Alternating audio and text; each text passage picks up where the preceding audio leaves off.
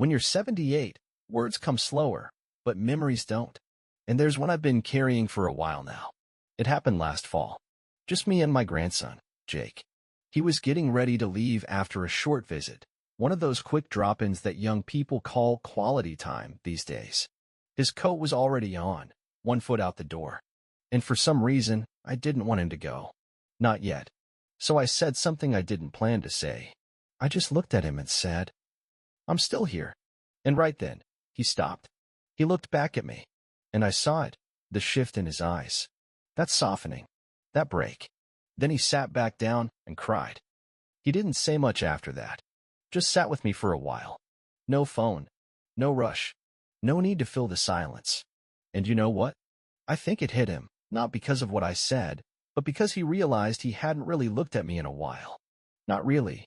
I was just part of the background. A voice on the phone, a chair at family dinners, a face in old photos. But in that moment, he saw that I'm still living, still remembering, still hoping he shows up not out of duty, but because he wants to. That day stuck with me. I don't think it was the words themselves that moved him. I think it was the reminder that time is passing, that I won't always be sitting on that porch when he decides he's ready for a longer visit.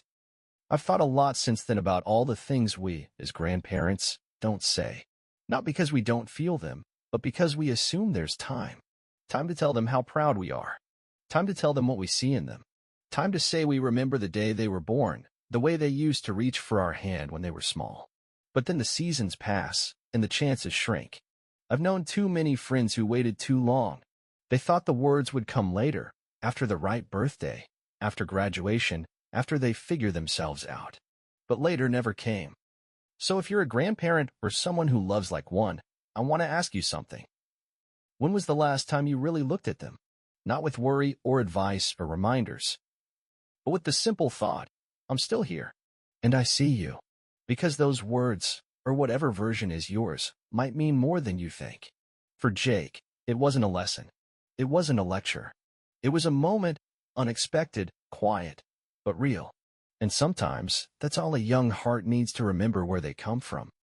I had an old friend, Carl. We played cards every Tuesday at his place.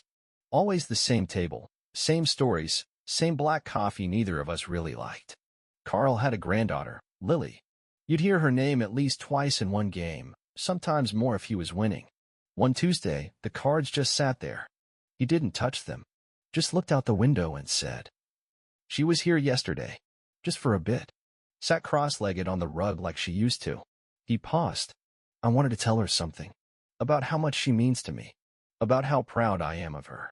I even opened my mouth. He chuckled, the kind of laugh people do when they're trying not to sound sad. But I said nothing.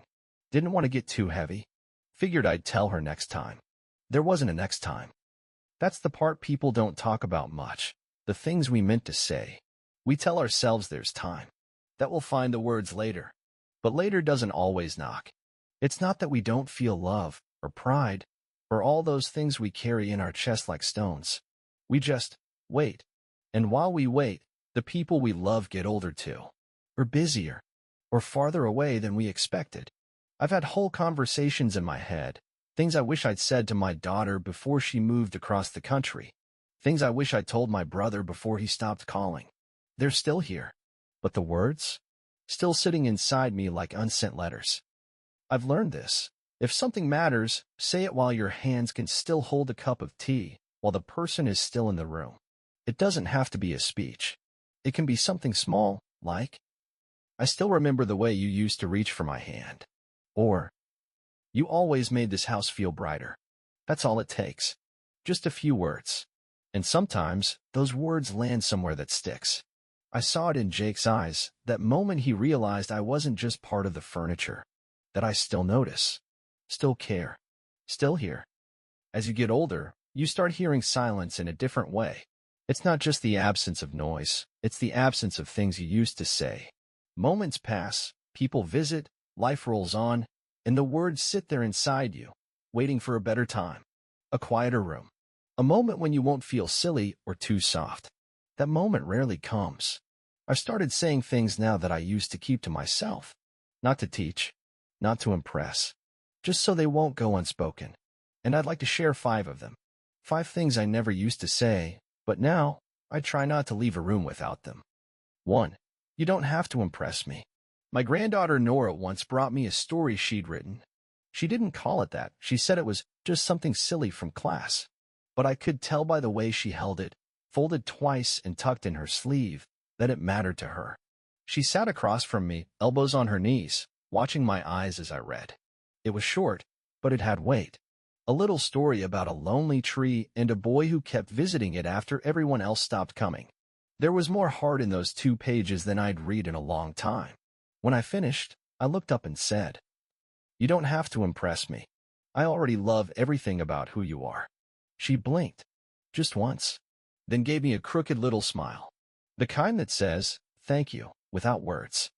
2. You remind me of someone I used to be. My grandson Jake, the one who cried, he's got this habit. He walks in circles when he's thinking. Big slow ones, like he's working something out under his breath. One afternoon he was pacing the back patio, talking about switching schools. "I'm not sure if I'm making a mistake," he said. "I don't know what I'm doing." I watched him go back and forth for a while, then said, "You remind me of someone I used to be. I used to think I had to get every decision right the first time. I didn't. Most of the time, I just had to move." He stopped pacing and looked at me, not because it was some grand advice, but because it was a kind of permission to not know yet. And that permission, I think, is something young people rarely get. 3. Whatever you become, I'll still be proud. My youngest grandson, Eli, was nervous around me for a while. Quiet, guarded. I didn't know why until one night he asked me if I'd ever been disappointed by someone in the family. I said yes. I said I'd been disappointed by silence, by distance, but not by honesty. He took a long breath, then told me who he really was. Told me about parts of himself he hadn't shared with anyone else yet. His voice shook. Mine didn't. When he finished, I told him, "Whatever you become, whoever you are, I'll still be proud to call you mine." He didn't hug me, but he stayed. And that night, we watched a movie he picked. Didn't talk much, just sat shoulder to shoulder. That was enough. 4. If I could go back, I'd spend more time with you. This one I said without thinking. It just came out, like a thought that had been waiting too long to be heard. My daughter had come by to drop off groceries. She was halfway out the door, juggling bags, listing errands. I touched her arm and said, "If I could go back, I'd spend more time with you." She froze, not in a dramatic way, just stilled, and looked at me like I'd said something she'd been needing to hear. I wasn't trying to make her cry. I just wanted her to know all those nights I stayed late at work, all those times I said, "Not now," they sat heavier in me than I let on.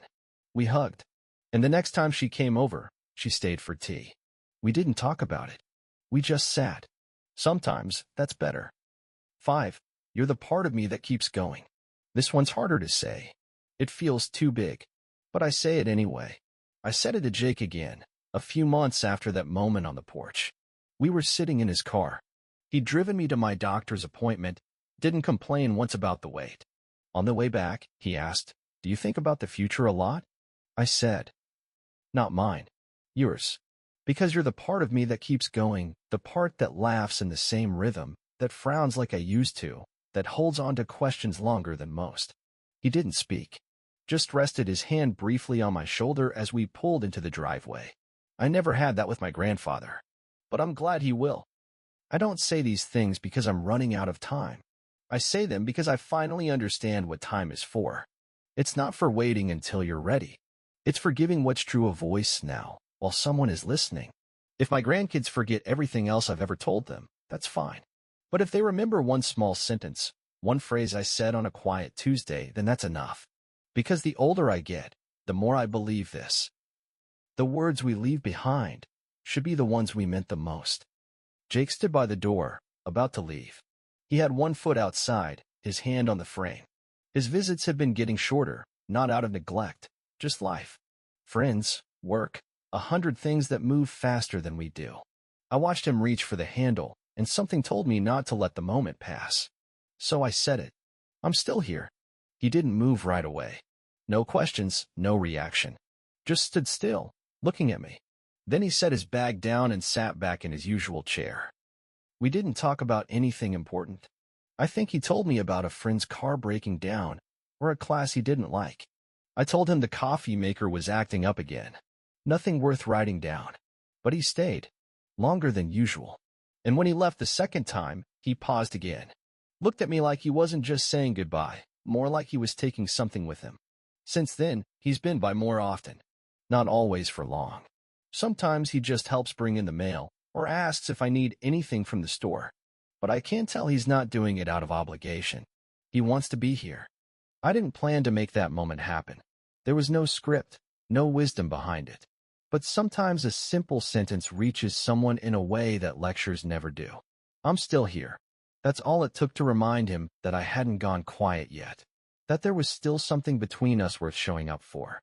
If there's someone in your life who still stops by, even briefly, someone younger, someone caught up in their own pace, say something while they're near. Not to hold them back.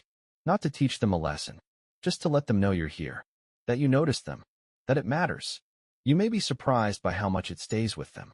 Thank you for spending this time with me. I hope you'll come back again.